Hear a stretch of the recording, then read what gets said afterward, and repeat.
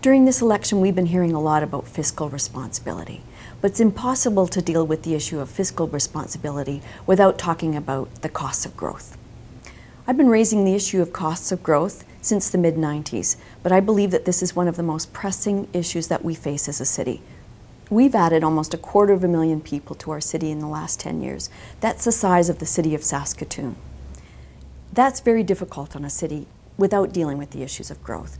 But when you talk about growth not paying for itself, new communities taking maybe 20 to 40 years to start paying for themselves, that creates a huge burden on the city as a whole. And you, the taxpayer, are paying for it. To put those costs into context, the utility debt alone will go from $1 billion to $2.5 billion in the next 8 years if we don't deal with this issue. And if it's not paid for by the development industry, it's paid for by Calgarians. Full credit to the development industry for the work that they do in building new communities.